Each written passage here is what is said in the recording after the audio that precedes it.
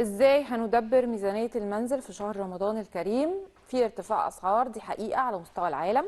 الدولة بتقوم باللي عليها في معرض اهلا رمضان، في منافذ على مستوى جميع انحاء الجمهورية موفرة كل السلع باسعار مخفضة. احنا كمان لازم نعمل اللي علينا، احنا كمان محتاجين نعرف ازاي نشتري. اللي هيقول لنا على ده الاستاذة روبي المنفلوطي، الاستشاري الاسري. استاذة روبي منوراني، كل اهلا سنة وانت بحضرتك. طيبة. وحضرتك طيبه وبالصحه والسلامه. يا رب شهر خير علينا جميعا.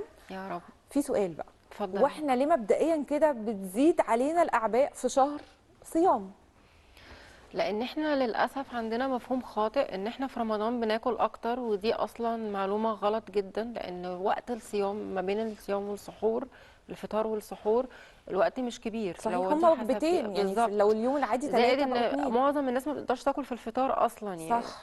ف وللاسف بيبقى عندنا اكل كتير بيترمي في الاخر بترمي. وما بنستفدش منه بحاجه، اوكي، فهو وبنعمل فعلا. اصناف كتير يعني. اي، فده اللي بيحصل، فاحنا بنصرف بالظبط. اكتر بس احنا مش بس بنستفيد احنا مش بيه. بناكل اكتر، دي اي. معلومه غلط جدا اي. يعني. صح. فعايزين بقى نبدا كده نبقى متفقين احنا بنصرف اكتر مش بناكل اكتر، فنبدا بقى نشوف ايه موضوع الصرف ده نظبطه. طيب، بالظبط.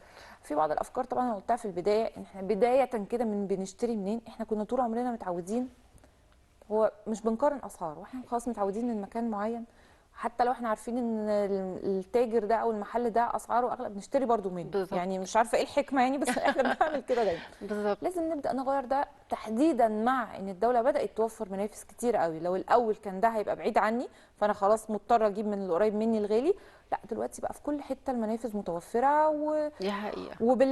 اللي الدوله بتعمله ده بيجبر كمان كل المحلات التانيه انها تلتزم بقى بالسعر. بالظبط.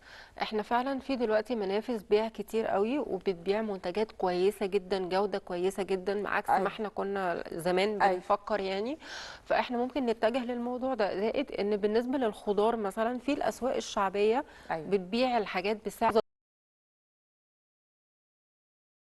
جدا عندهم ده يعني. حقيقي. مش فممكن لازم نجيبها بقى نتجه. من السوبر ماركت مغلفه بالظبط يعني. بالظبط يعني، هو الفرق فعلا بيبقى في التغليف بس هي الكواليتي واحده على فكره يعني. ايوه.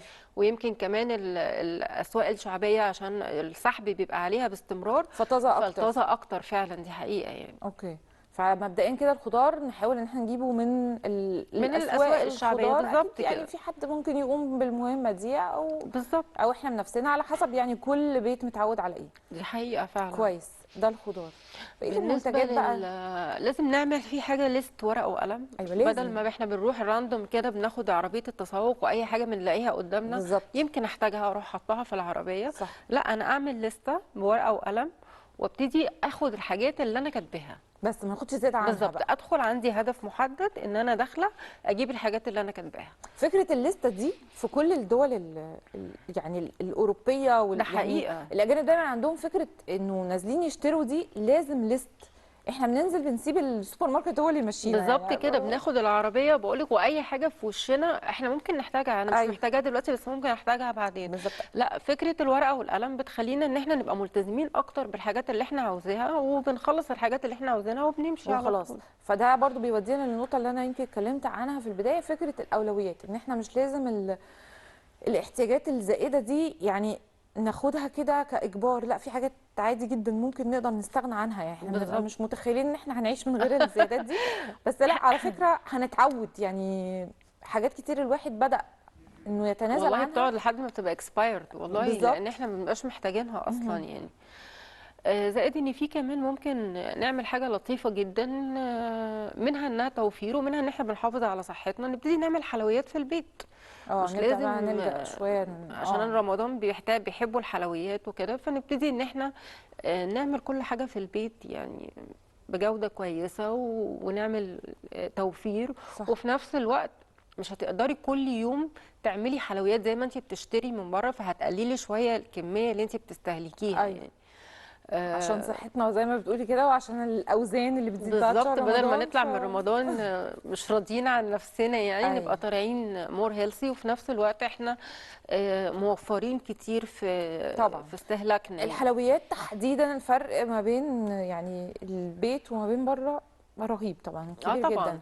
بس صدقيني، عايزه اقول لك على حاجه. انت بتبقي عايزه تاكلي حاجه حلوه، ايوه مش مجرد ان انت بتشبعي الرغبه دي عندك، انت بيبقى بيتهيألك ان انت عندك نقص سكر، ودي مش حقيقه. مهم. لان احنا ممكن ناكل تمر، ممكن ناكل نشرب عصاير طبيعيه، ايوه الموضوع بيبقى هو.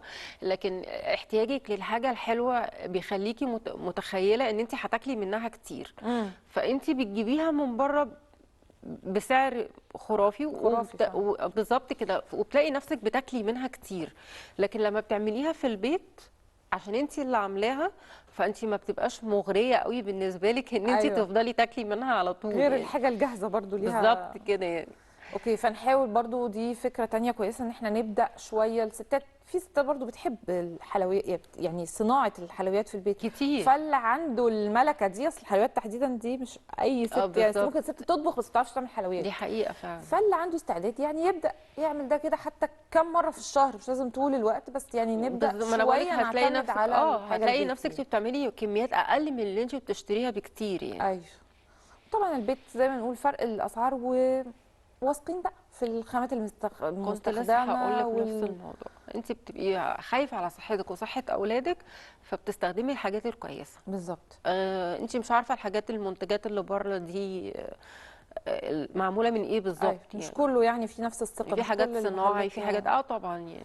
طيب فكره بقى ان احنا يكون نفس المنتج، مثلا جبنه بيضاء او زيت، او يعني منتج معين، في بدائل كتيره ومستويات جوده مختلفه. فان احنا نبدا نشوف الجوده المعقوله، احنا مش هننزل بالجوده اللي تبقى فيها اذى لصحتنا، او ان فيها يعني ان احنا فرق كبير ما بين اللي احنا متعودين عليه. ناخد الجودة المناسبة ويكون سعرها يعني مناسب. احيانا في بالظبط. حاجات بتبقى الباكج بتاعها هو اللي مغلي سعرها بس مش اكتر، صح. في حين انه انا، طب ما انا ممكن ابقى محتفظة بالحاجة اللي هحط فيها، واشتري بقى المنتج التاني من غير الباكج دي، من غير العلبة، من غير يعني وات ايفر الحاجة والله العبوة. صدقيني بتطلع الكواليتي كمان احلى. انا جربت مؤخرا اجيب الجبن امم سايبه يعني، مش محطوطه في مش باكج او علبة، مش براند معين يعني. لقيت ان هي تميل للحاجه اللي ما فيهاش مواد حافظه طبعا يعني طبعا ده اكتر، برضو نقطة فالطعم إيجابية. فالطعم طعمه احلى. اوكي. لكن احنا عندنا فاكرين ان الحاجه المتغلفه هي الحاجه الانظف، دي مش صحيح. الحاجه ايوه المتغلفه عليها مواد حافظه. الحاجات اللي بنشتريها من الماركت او من السوبر ماركت سايبه زي الجبن والحاجات دي حاجات طبيعيه مهم. يعني. حتى هتلاقيها يقولك بعد فتره حافظي عليها عشان هي ممكن تبوظ او ممكن يحصل لها حاجه. ايوه انت ممكن تجيبي علبه الجبنه مغلفه من بره ممكن تقعد عندك سنه، اوكي. مستحيل تجيبي حاجه سايبه هتقعد عندك سنه. طبعا. فبرضه في المواد الحافظه دي من الحاجات اللي لازم يعني نفكر فيها ألف مرة، على طبعا فكرة ان طبعا ضررها كبير جدا على طبعا. الجسم. فكل ما ناخد الحاجة المجمدة أفضل، كل ما ناخد الحاجة الفريش اللي ما فيهاش مواد حافظة أفضل، وبتبقى سعرها أكيد بيبقى أحسن ساعة طبعا. من اللي فيها مواد حافظة. طيب احنا عايزين بقى واحنا مقبلين كده على شهر رمضان نتفق وتبقى فرصة ان احنا نتكلم كأسرة، نشوف هندبر الشهر ازاي، وان احنا نعلم بقى اولادنا، يعني فرصه ان احنا نشركهم في الميزانيه دي، واحنا ازاي بنظبطها وبنشتري ايه وبنسيب ايه وبنختار اللي سعره مناسب، عشان نحافظ على مستوى احنا متعودين عليه، بس في نفس الوقت ما نزودش قوي في الضغوط الماديه. يعني فكره ان احنا نعود ولادنا من سن صغير فكره الثقافه الاستهلاكيه، ده مهم جدا. اكيد طبعا.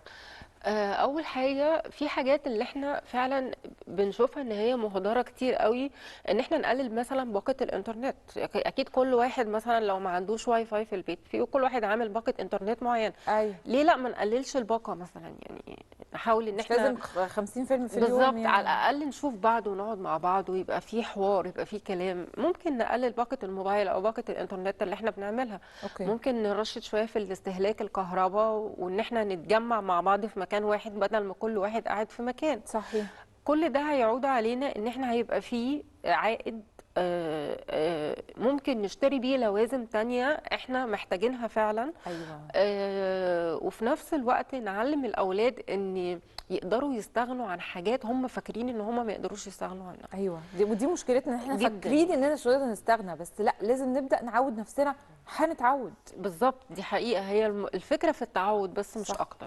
انت قلتي على نقطه مهمه انا كنت حابه اتكلم فيها، ان احنا لما بنوفر في الاكل، فكره ان انا مش بوفر عشان اضايق نفسي ولا انا كده بتعكن، لا، انا كم المادي اللي انا وفرته هنا، انا عشان مثلا اقدر اطلع رحله حلوه في الصيف بدل في ما كنت العيد، مش خلي هقدر بالك ان اطلعها، العيد بعد رمضان او في على طول. العيد اقدر اطلع رحله. فاحنا لما بنوفر احنا بنتبسط بشكل تاني، بس بنتبسط الحاجه في مكانها، يعني الفلوس بالظبط، في دي محلها. حقيقة. وما بتحسيش كمان ان انا بيصعب عليا ساعات الاكل لما بيترمي، لما طبعا بشوف ناس. انا طبعا ما بعملش كده. اه انا اي اكل عندي بيفيد بحطه في لازم علبه في الفريزر، ندي وبعمل له او اعاده نديه تدوير. لحد يعني دي لازم الستات تعمل كده على صح. فكره يعني. ما نسيبش برضو الحاجه لحد ما تبوظ، على طول بالظبط، نستغلها او نديها بالظبط لحد محتاج. كده. طيب انا فببقى حاسه للاسف ان انا راضيه عن نفسي ده يعني. حقيقي ده اه. حقيقي.